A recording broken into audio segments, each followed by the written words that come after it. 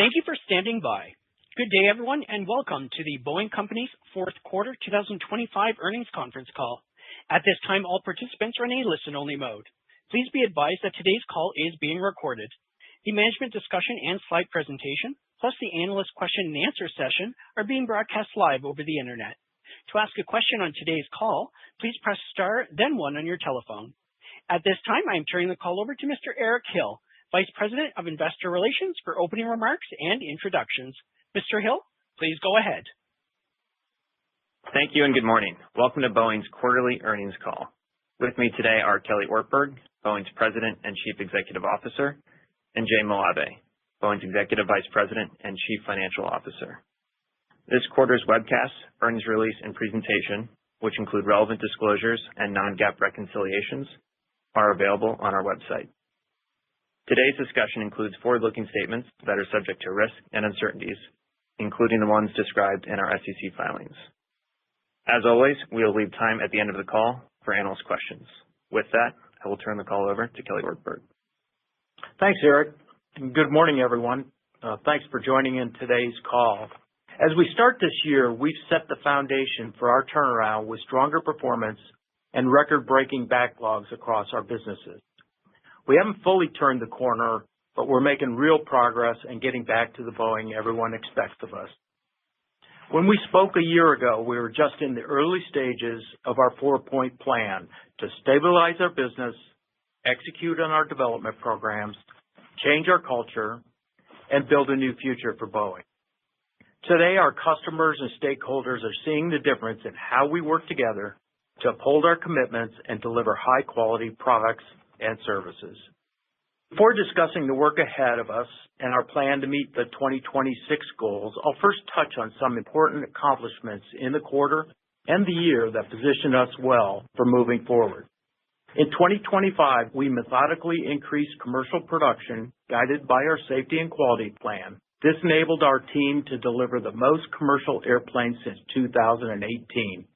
We delivered 600 airplanes and won more than 1,100 commercial orders for the year, making this one of our highest order totals ever, as our portfolio continues to win in the market.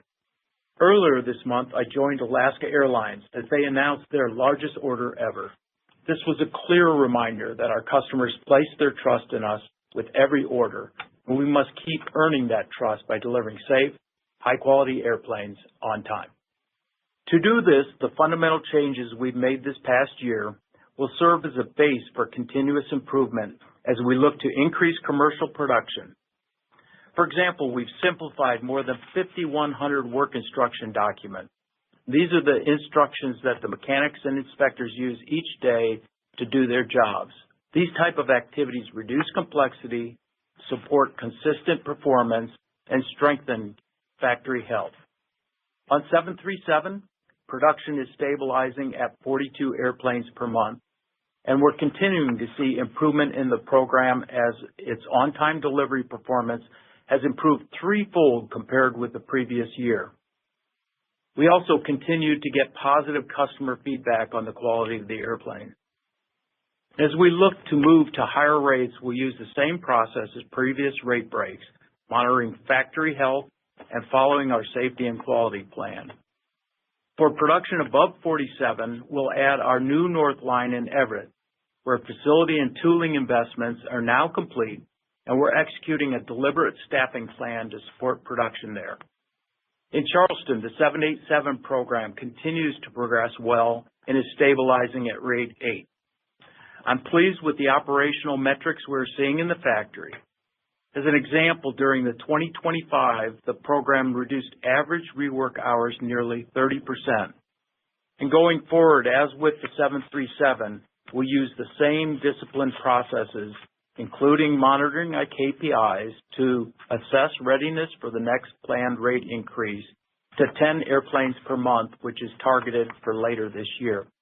As previously announced, we're also investing in the future, breaking ground on our factory expansion to support higher rates and meet the exceptional demand for the 787. We also made progress in our defense business and scored a transformational win to build the U.S. Air Force sixth-generation fighter. Over the past year, we've also focused on reducing the risk profile of our BDS development programs by driving improved performance and leveraging active management to deliver better outcomes for our customer. In the quarter, our defense business also hit several key milestones. The U.S. Navy's MQ-25 successfully completed its inaugural engine run, moving it closer to first flight. We also delivered the first operational T-7A Red Hawk to the U.S. Air Force at Joint Base San Antonio Randolph. These milestones are just a few where our programs are progressing and meeting our customer commitment. Importantly, we also ratified a new 5-year labor agreement with our IAM represented workforce in St. Louis during this past quarter. Our team there is back to work, focusing on delivering and supporting our customers. Before the year end, we took another important step forward, supporting our production stability by completing the acquisition of Spirit AeroSystems. Bringing together our companies reinforces our efforts to improve safety and quality throughout our factories, operations, and supply chain. There's a lot of work ahead of us with an integration of this magnitude, and we have thoughtful, detailed plans in place to help enable a smooth transition for our new teammates while maintaining continuity for our customers and suppliers. We also successfully completed the $10.6 billion Jeppesen sale, solidifying our balance sheet while retaining essential digital capabilities for our customers. With a streamlined portfolio, our service business is well positioned to support our global commercial and defense customers. BGS secured Boeing's largest ever commercial component services deal, and our government services business received its highest orders ever in 2025, including a contract with the U.S. government in the quarter to support C-17 modernization. BGS also launched a new unified e-commerce platform, which brings together Boeing's distribution portfolios of products and services into one streamlined digital destination, simplifying how customers and suppliers connect, transact, and grow with the company.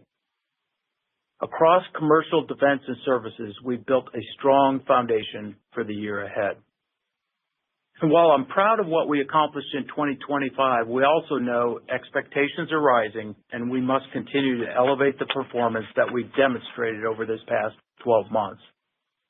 As important, I am pleased with the progress we're making on culture that will ensure these improvements become a critical part of our success and further strengthen trust with our stakeholders. I remain confident in our team and our plan to deliver on the opportunities and address the challenges in front of us in the year ahead, particularly on our development programs.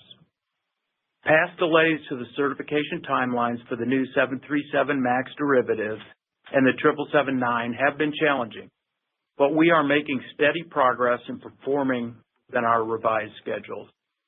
The 737-10 recently gained Type Inspection Authority 2, or TIA-2, to expand flight testing.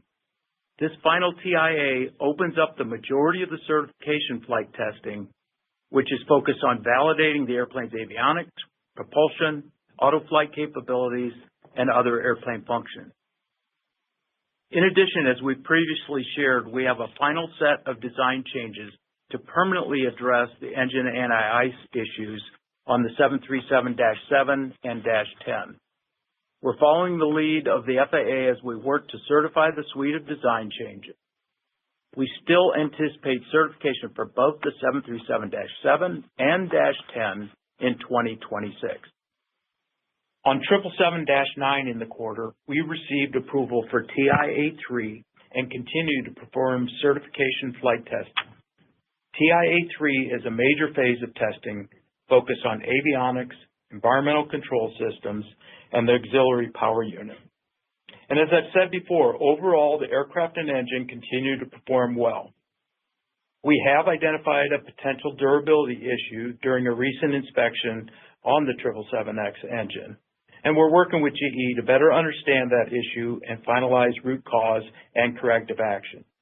Importantly, as we work through this issue, we continue our certification flight testing, and we don't expect this to impact our delivery in 2027.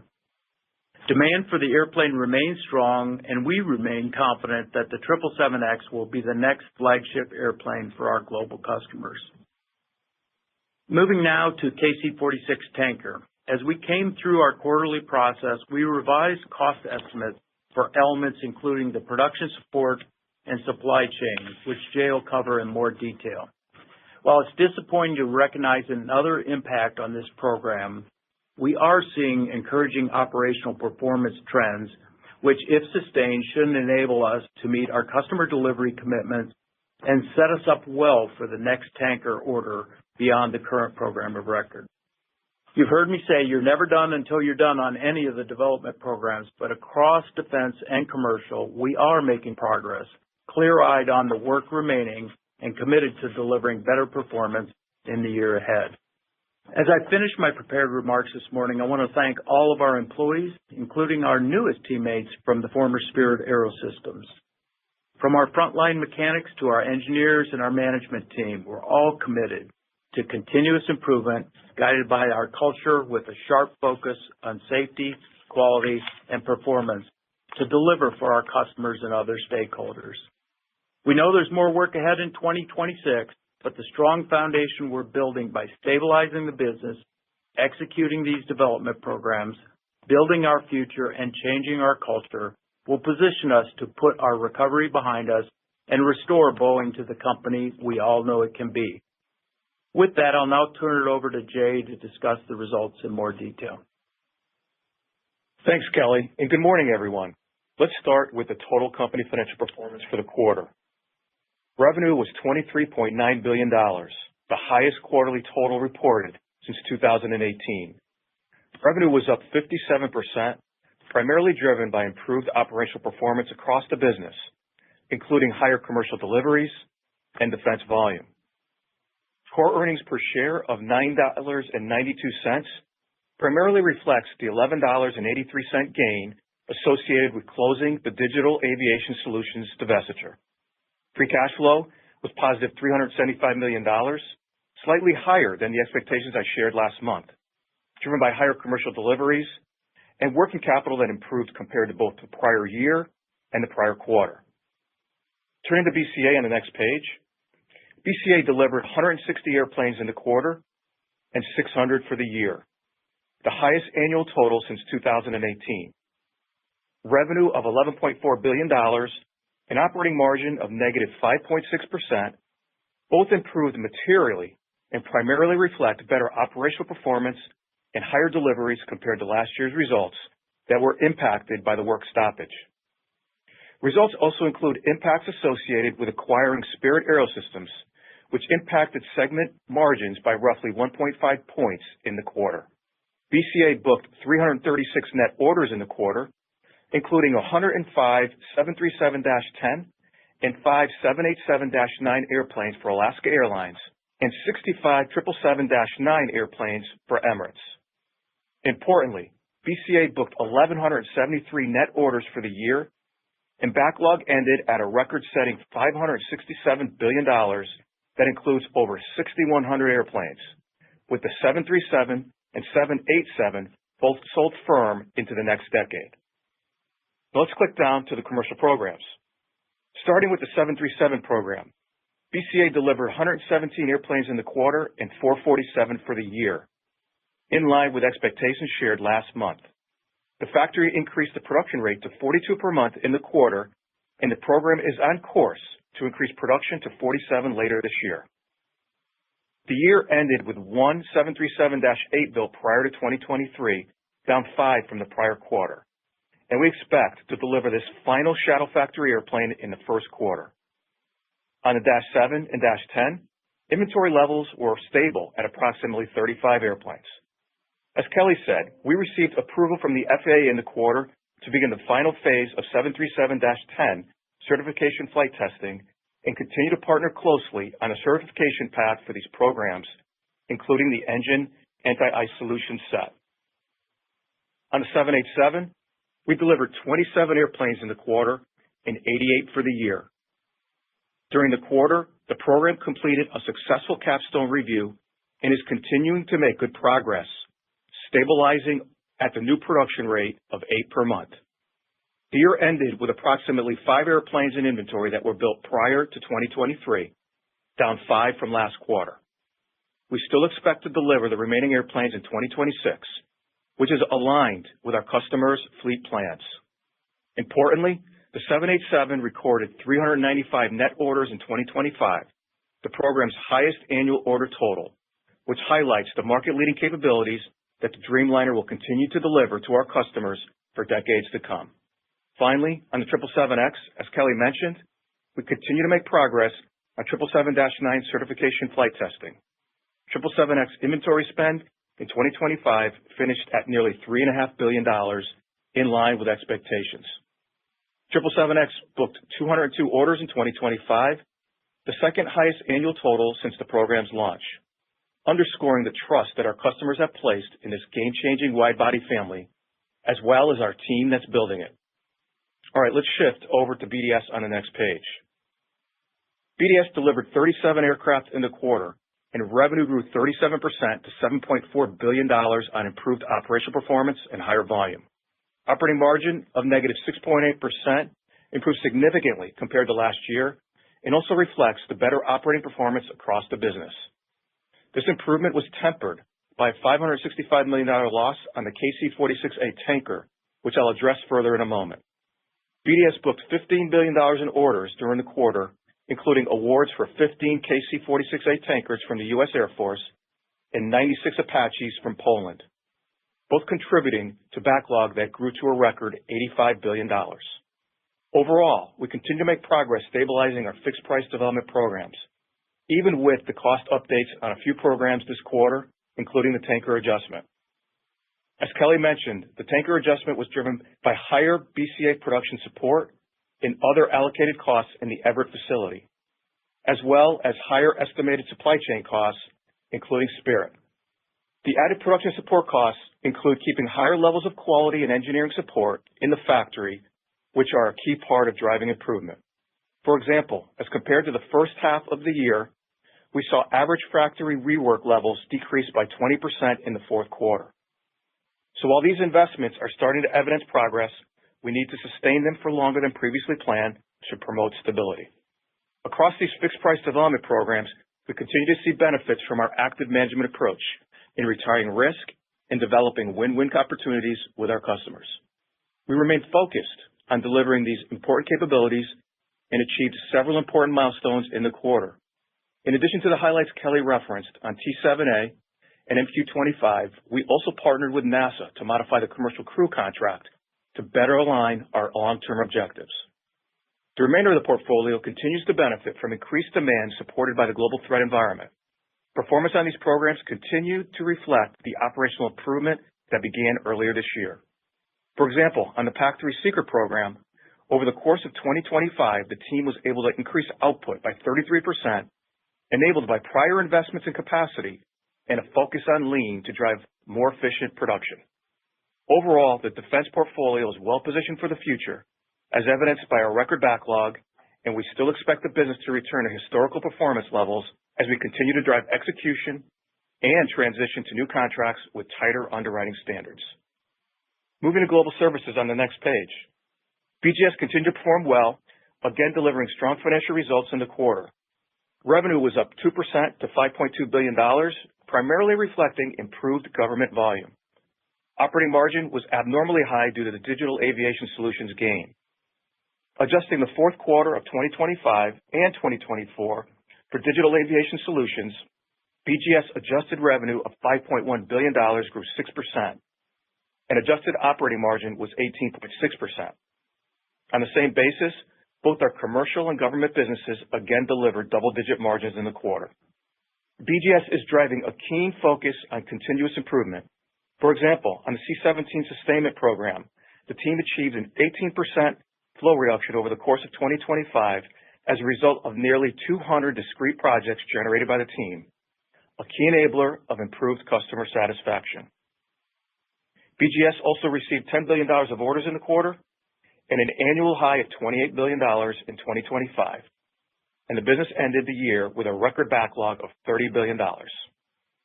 Shifting over to cash and debt, Cash and marketable securities grew to $29.4 billion, primarily due to $10.6 billion in proceeds associated with closing the Digital Aviation Solutions transaction, partially offset by debt repayment of $3 billion associated with the acquisition of Spirit AeroSystems. The debt balance ended at $54.1 billion, slightly up from last quarter, primarily reflecting the retained Spirit debt. The company also maintains access to $10 billion of revolving credit facilities, all of which remain undrawn. And we remain committed to strengthening the balance sheet and supporting our investment-grade rating. Okay, let's shift to full-year performance on the next page. Full-year revenue was up 34% to $89.5 billion, primarily reflecting the improved operational performance across the business. Core earnings per share of $1.19 was up significantly, primarily driven by the $12.47 gain on the Digital Aviation Solutions sale and improved performance. Excluding the impact of the gain, EPS was up $9.10 year over year. Free cash flow was at $1.9 billion usage for the year. This was slightly better than expectations shared last month and improved significantly year on year, primarily driven by higher commercial deliveries and improved working capital. Our improving cash flow performance in 2025 provides a solid setup to deliver positive free cash flow for the full year in 2026. Let me provide some additional context on our free cash flow outlook. As we continue turning the corner in 2026, we expect positive free cash flow of $1 to $3 billion, aligned with the expectations I shared last month. For clarity, this outlook contemplates an unfavorable impact of roughly $1 billion in 2026 associated with incorporating Spirit. Consistent with the profile we have discussed previously, cash flow is expected to grow year over year primarily on higher commercial deliveries, better performance at BDS as that business continues to stabilize, and continued steady growth at BGS. This outlook continues to assume significant capital expenditures for future products and growth, particularly in St. Louis and Charleston. CapEx ramped up over the second half as we expected, with nearly $3 billion invested in the business in 2025. These higher investment levels will continue into 2026, and we expect to spend closer to $4 billion this year, including the incorporation of Spirit. Within 2026, we expect first quarter free cash flow will be a usage similar to first quarter of 2025, driven by normal seasonality. We expect the first half of 2026 to be a use of cash, with the second half turning positive and accelerating sequentially. As we have discussed, there are a number of impacts to 2026 free cash flow that we expect to be temporary in nature and improve over time. Let me add a bit of color on each category and highlight the actions required to work through them. As I just covered, we expect 2026 free cash flow to be between $1 and $3 billion. Part of where we end up in that range may be influenced by the realized impact of these issues. The most significant impacts are related to the delayed certification and first delivery on the 777X program, as well as the prior delivery delays on the 737 and 787 programs. On 777X, regarding net cash burn, with first delivery planned for 2027, our production system expenditures will be much higher than the pre-delivery payments we expect. PDPs for 777X are lower than they otherwise would be, given customers had been paying into a schedule that previously assumed first delivery in 2026. 2026 is planned to be a higher use than 2025, but we expect the net cash use to improve over the next few years before turning positive in 2029. Our focus here remains on progressing through flight testing with the FAA. Additionally, and just as importantly, we are making sure the production and delivery system is ready to ramp up, to include working through built airplanes that will undergo a systematic change incorporation program. Regarding the 737 and 787, there are two issues, both driven by previous delivery delays. The first is customer considerations, and the second is excess advances. To be clear, customer considerations for prior delays are not diminishing the pricing levels we are applying to new business. Indeed, we are seeking to better manage delay exposure in new contracts with tighter underwriting standards. We expect the impact of these items to improve over the next few years, and our path to resolve the impacts of both customer considerations and excess advances is all about production stability and continuous improvement in on-time delivery for our BCA customers. Partially offsetting these negative impacts on 737 and 787 is the plan to methodically work down selected excess part inventory and complete the final deliveries of previously built 737s and 787s. As we have said, with 737 moving to higher rates, we will address excess inventory on a commodity-by-commodity basis in order to preserve stability across the supply chain and production system. The next category of legacy issues we have discussed is the cash impact of running off prior BDS charges. Since 2022, there have been significant charges across the 5 fixed-price development programs. We expect sequential improvement from 2025 to 2026 and gradual improvements thereafter. Obviously, this is predicated on successfully completing these programs without taking additional charges and leveraging the active management playbook to continue to de-risk these programs. As the tanker charge this quarter highlights, there remains risk on these programs, even if the envelope of risk has been significantly reduced over the last year. Rounding it out, we have the in-year impact of the expected DOJ payment sliding from 2025 to 2026. In addition to the 2-year spike in CapEx in 2026 and 2027, supporting growth and a stable production system. Our focus as a leadership team will be on closely managing these investments to drive budget and schedule performance. Adjusting for these impacts would result in high single digits 2026 free cash flow and highlights the strong underlying cash generation potential of our business.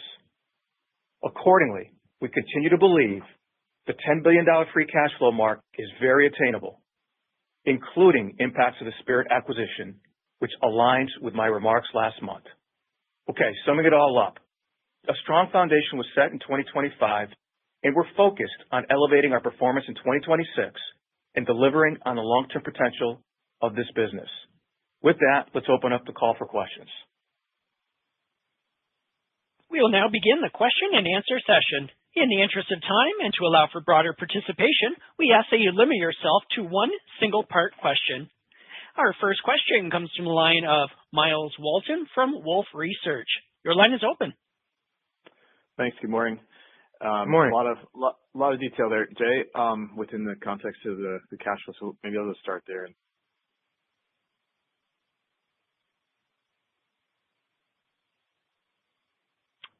Myles, I'm afraid we've lost you. Can you hear me now? Yes, I can hear you now. Can hear you now. Yep, okay. Please start over Great. with the question.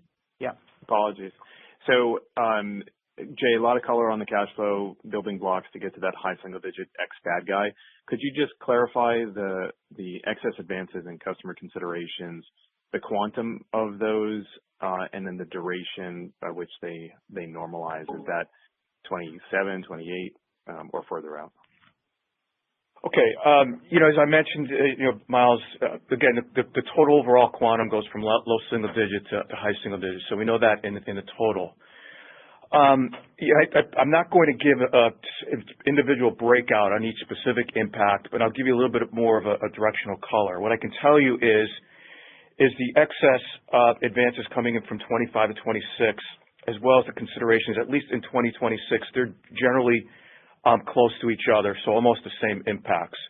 The excess advances over time will burn down quicker than what we expect on the consideration. So that will take a little bit longer to burn down on the 737 and 787 considerations.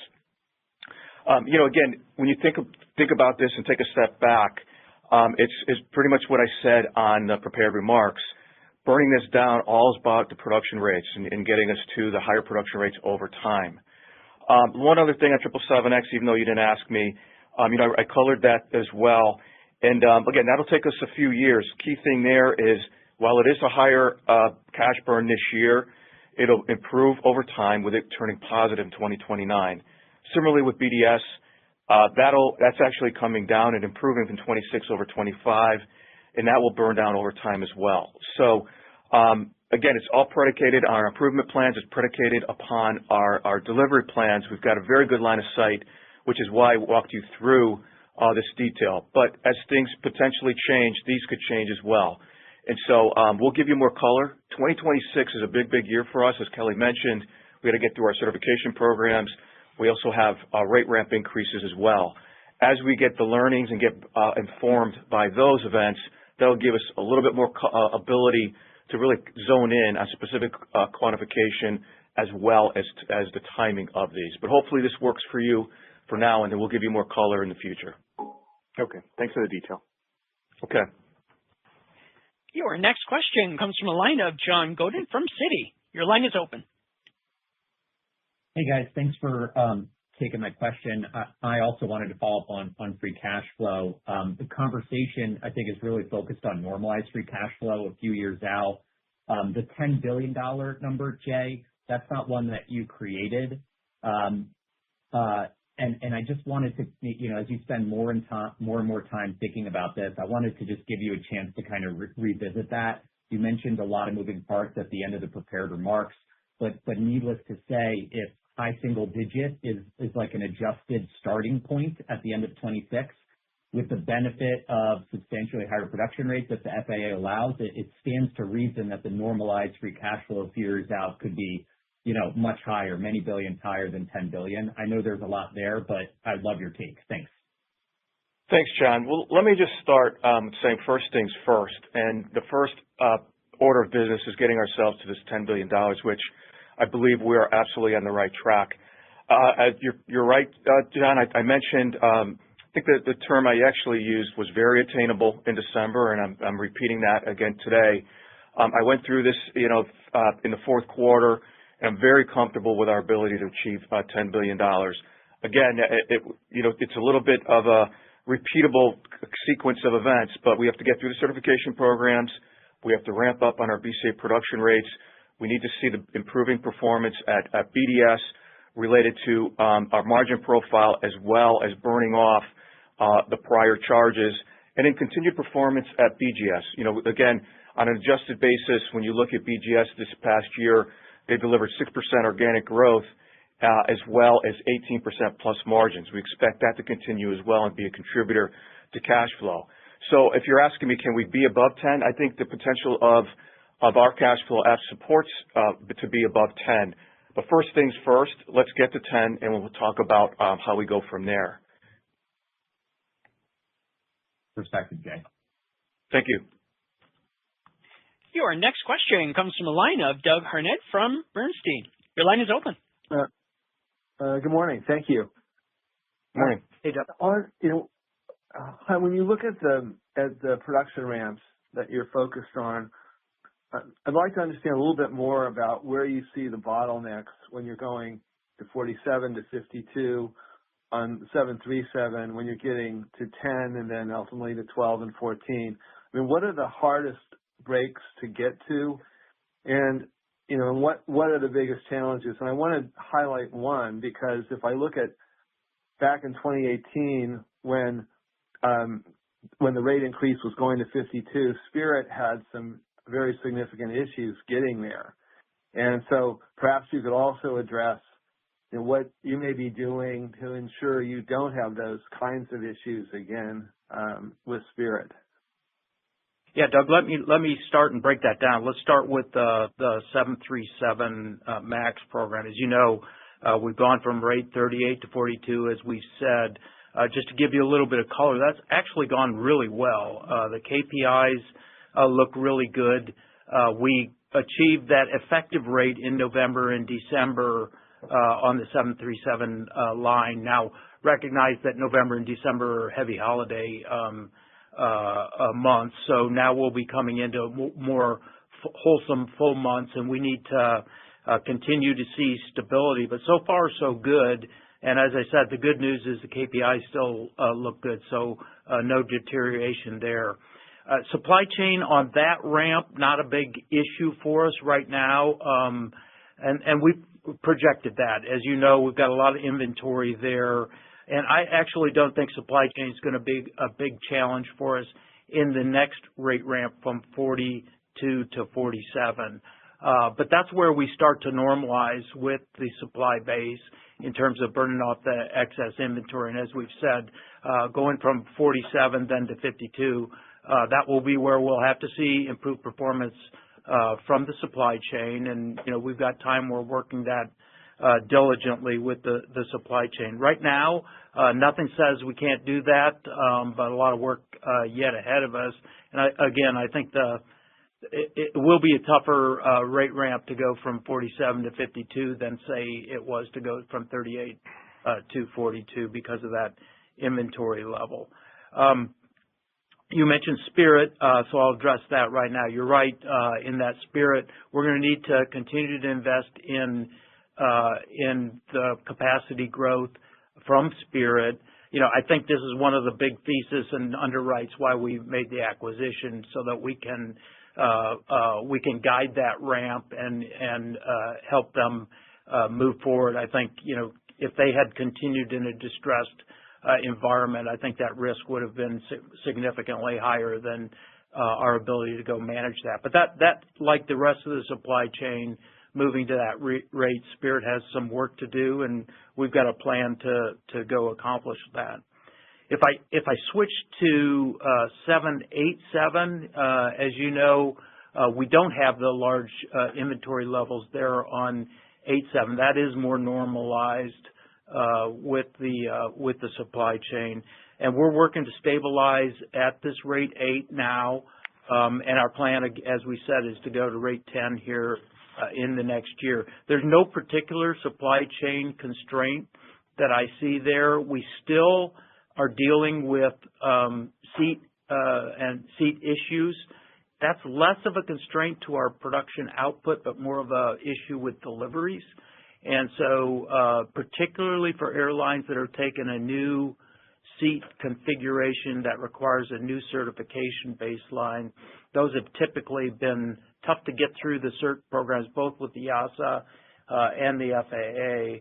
And so we're still working through that, but that's no change from what we said before. I think that's going to be with us for a little while going forward. So, I think the top level story here is that we've got these rate increases in front of us, the 42 to 47. We'll stabilize here at 42. We'll use the same process we used to move to 42 to move to 47. We'll have a rate review with the FAA, and then we'll go ahead and increase that rate. And the same's true on 87 as we go to 10. Now, longer term, as you know, we've invested both in the expansion of another line on the 737 MAX up in Everett, and I commented on that in my prepared remarks. So capital's all in place. We're going through the process of training up the people, and that's really important as we move past the 47 rate, that we have that line up and running. And then likewise, to move past 10 a month rate on 87, we believe we need to have additional capacity in Charleston, and we've made a major capital investment and kicked that off for groundbreaking here last year. So our plan's in place. We're working it. I think in general, we're going to see supply chain harmony has to happen in that 47 to 52 rate, and we'll continue to work that with the suppliers. Very good. Thank you. Your next question comes from the line of Sheila Kahyaoglu from Jefferies. Your line is open. Good morning, Kelly, Jay, and Eric. Maybe if we could just talk about the momentum in Benton is very clear. How do we think about BCA margins? Jay, you mentioned Spirit is about $1 billion, and the comment about delays not affecting pricing going forward potentially as much, and the $10 billion future free cash flow state. So I guess how do we think about 737 and 787 cash margins in the near term, how much they're depressed, longer term as well, and then relative to history? Thank you, Sheila. And you're right. Right now, 737, 787 cash margins are depressed, and that's reflected in our free cash flow. We do assume and expect, and given what's in the backlog, that those will improve over time to support these cash flow types of numbers that we're talking about. The Spirit impact itself, correct in terms of the cash flow impact of $1 billion negative this year. And we've looked at that, and we've played out their impact and their contribution to our cash margins in 737 and 787 program and forecasted that out. And we don't believe that over time that that's going to materially impact what we believe and what we need to deliver on these types of cash flows. So over time, their Spirit's performance will get better. That'll be reflected in the financials through just productivity, through synergies, and higher quality and delivery performance, as Kelly mentioned. We do have what we would expect over that time period as well as a boost from pricing. And so we haven't really focused on that as much, but that will provide a boost to our margins in the out years as well. And so that is what gives us the confidence that what we've seen here at Spirit, what we're absorbing at Spirit, it doesn't really alter what we're expecting in these out years. Got it. Thank you. Thanks. Your next question comes from a line of Peter Arment from Baird. Your line is open. Hey, thanks. Good morning, Kelly and Jay. Hey, Jay, just maybe sticking with BCA. The BCA team had a really strong delivery year in 25. I think you mentioned 447 MAXs, and you had 88 787 deliveries. And with the rate breaks that we're seeing this year, maybe you could just level set us on kind of 2026 delivery expectations for both the MAX and the 787 programs, and also just maybe any cadence that we should expect first half versus second half. Thanks. Sure. Thanks, Peter. So let me start with the 737. Our expectation for deliveries on that program is around 500 aircraft. And if you look at it, kind of if you compare this year to last year in the 447 that we delivered around 55 aircraft out of inventory. So our production rollouts are going to significantly improve. This year, as I mentioned in my prepared remarks, we've only got one left carryover going in. So our production performance and rollouts is going to increase substantially. When you do the math, as you indicated, Peter, in terms of just taking a look at an assumption for rate breaks, you might get into around kind of call it 530 aircraft or so. What we're going to be doing in this production build is building around 30 aircraft on the 737-10. Those will not be delivered in 2026. They'll be delivered in 2027 upon certification. And so that would bridge between, a higher expectation and 500. As far as the 787, a little bit simpler there. We're expecting around anywhere between 90 to 100 aircraft, and that'll be dependent upon really our production rollouts. Again, just like 737, we had about 20 aircraft that came out of inventory that we delivered in 2026. And so the production rollout system will be the primary source of our deliveries, again, here in 2026. So very similar type of approach there. Overall, we expect BCA deliveries to be up close to or approximately 10% all in. And so again, that'll be driven and led by the 737 and 787 programs. I hope that gives you the clarity you need. Yeah, that was very clear. Thanks, Jay. Thanks. Your next question comes from a line of Seth Seifman from JP Morgan. Your line is open.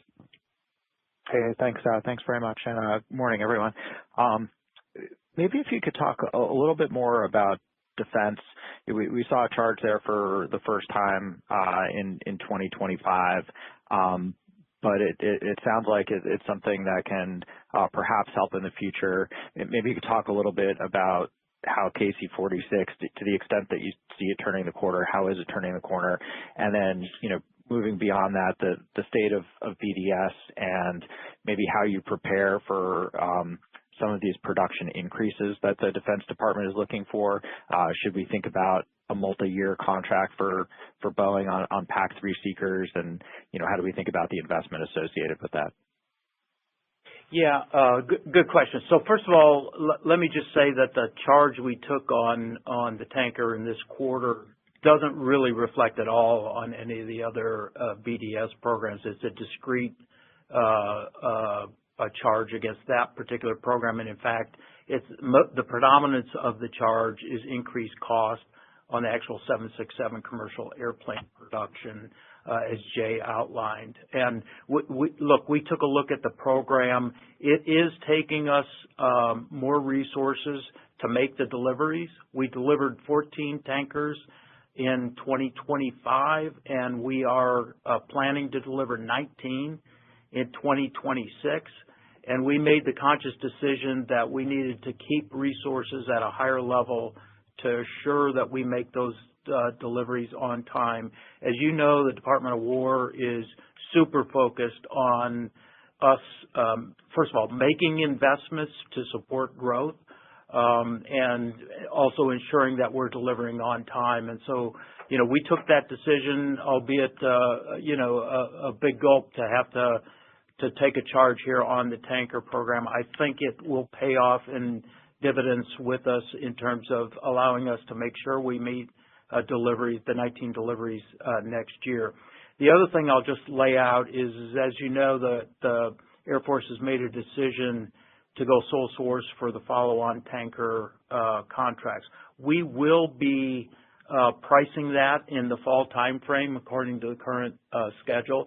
So we are laser focused on making sure we understand the cost base of that airplane. Obviously, this has been a bad contract for the last decade, this existing contract. And as we enter into a new opportunity where we get to reprice, we want to make sure that we, as Jay has said, underwrite that contract to ensure it's a fair contract and we can make money on that. As I look at the broader question about increasing in rate or increasing an investment from the executive order and the Department of War, look, we've invested ahead of contract on F-47. I think it was a key part of our win strategy, and I think the department clearly recognizes that we went out at risk and made significant investments. We have also invested in the PAC-3 capital to increase the PAC-3 production line. I suspect we will get to a multi-year similar to what you've seen elsewhere with the government on the PAC-3 contract. So we're in discussions now with the Air Force on that. So I don't see a big step up in CapEx relative to that multi-year PAC-3 because for the most part we've made the major investments already going forward in terms of CapEx. The rest, finishing the F-47 investment is probably our major capital investment here going forward in our defense portfolio. Great. Thank you very much. Your next question comes from the line of Ron Epstein from Bank of America. Your line is open. Yeah, hey, good morning, guys. Kelly, morning. Maybe a broader, bigger picture question for you. We can, I guess, nail down on some of the financial details with Eric after the call. But so you've been at the company now for well over a year, doing God's work, running around, fixing things. But here's the question. It's an effective duopoly with you guys and Airbus. I mean, there's some folks on the fringe, but it's really the two of you guys. And it seems like on a very fundamental level that it's just not a very profitable industry. It seems like everybody else is making money on planes, from the guys doing seats, faucets, engines, aftermarket parts, even nowadays even airlines. But it just seems like building airplanes isn't that profitable. And you've been on both sides of this, right? So you're at an OE now, and you were on the supply side. Yeah. Can that change? And on a future airplane, can that change? What has to change to really make this industry shine? Well, look, I think as you point out, I have been on both sides of this, so I know how you can make really good margin in this aerospace market, and I see how you can not make very good margin in the aerospace market. And I think the fundamental is we have to get a handle on what risks we're taking and understand the risks. And I think building an airplane is not an easy task. There's significant risks, and we'll continue to take the risk. The issue that I think we've got to improve upon is how we manage ourselves through those risks and how we enter into contracts associated with knowing that we've got these risks out there. So concurrency, how we price things, what damages we accept, how we do that, I think are all opportunities for us to improve. And I think a new airplane program gives us that opportunity. For the most part, there's not much we can do about what we've got at hand other than fix our performance. And that's what we're doing day in, day out. I really can't change the structure of the the aftermarket and OE construct. It kind of is what it is. I think this is a big part of the discussion and our strategy going forward for next airplane is where is the value? Where is the value chain? What do we do? What do we partner to do? And how do we assure that we're participating? There's a lot of value in this commercial aerospace market. You're right. We should participate in that value. So that's a lot of work for us to do strategically. I don't see any impediment to do it, but we got to understand the risks we're taking when we take them and make sure we've got plans to manage those risks. And if they go unmitigated, then you end up with situations like we're in, where we don't, we're not sharing in the profitability of the overall market. That would be my take. Got it. Yeah. Thank you. Your next question comes from a line of Robert Stollard from Vertical Research. Your line is open. Thanks so much. Good morning. Good morning, Rob. Kelly, again, a strategic sort of question for you.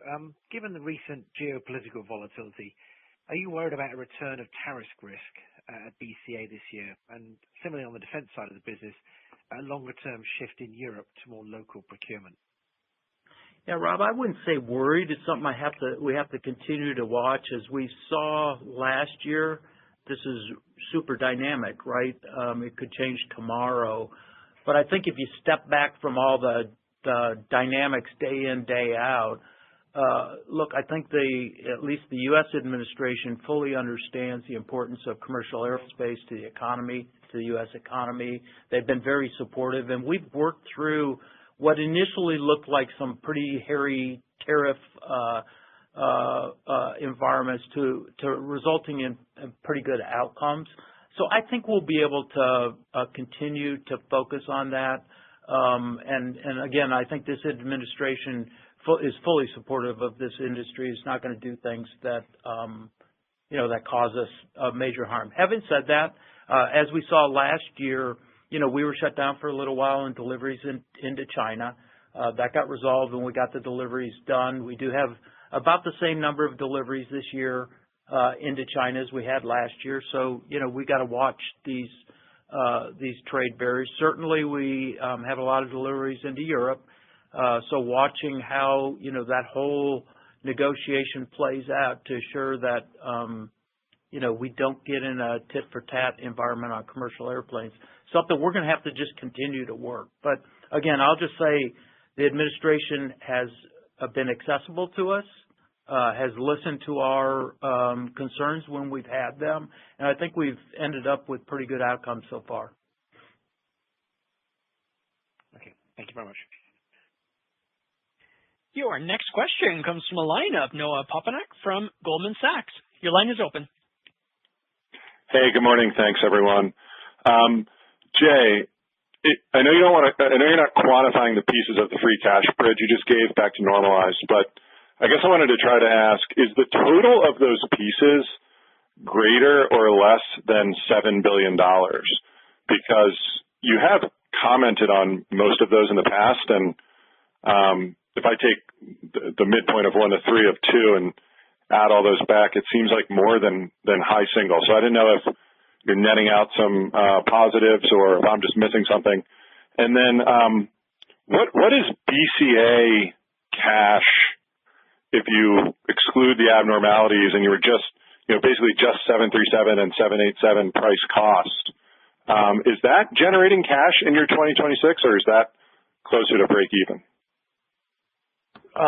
So no, let me just go back to your first question here on these items. Again, you're talking in that range going from low single to high single, kind of call it $6 to $7 billion in the aggregate. Don't forget, in my prepared remarks, what I talked about was the benefit of excess inventory coming down over time. So that is a mitigator. The other thing I'd say is, the DOJ payment is a one-time event that occurred here occurring here in 2026, and that just doesn't repeat. It's not something that draws down in any way. So that's the best way to look at it in the aggregate between that 6 and 7. As far as BCA cash, look, what I'll tell you there is we continue to expect that that's going to improve. The cash margins are going to improve in our programs. as I said previously. And, it's a key enabler to our cash flow at getting to $10 billion. I think as it becomes necessary or, we have the visibility, we'll give you more there. But I think I'm going to stop here, giving you directionally what it needs to be. Okay. Thank you. All right.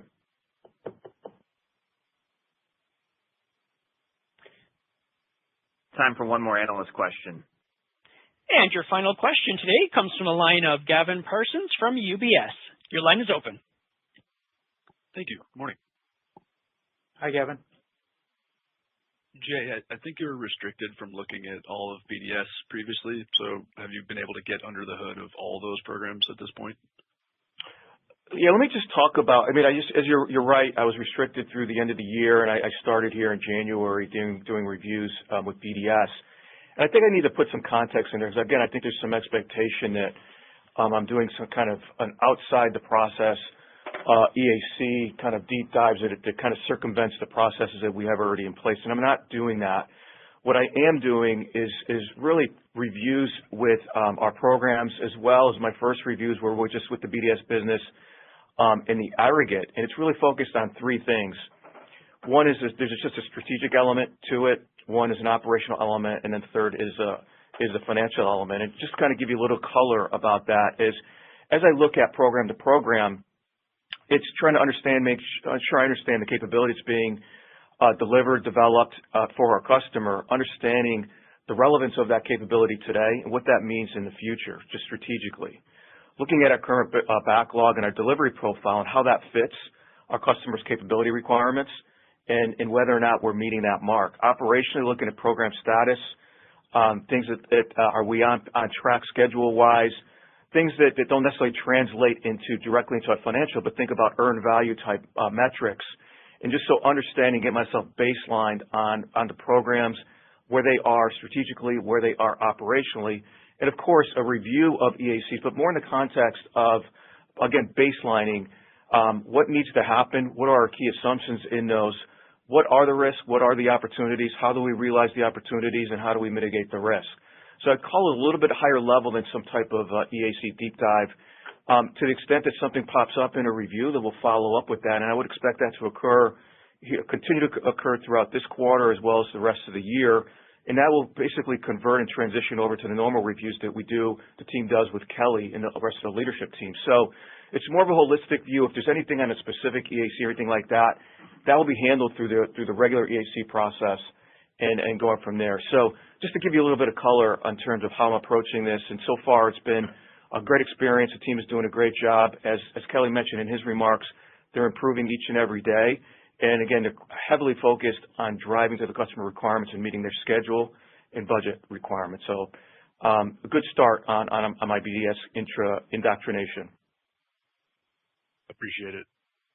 Thank you. And that completes the Boeing Company's fourth quarter 2025 earnings conference call. Thank you for joining.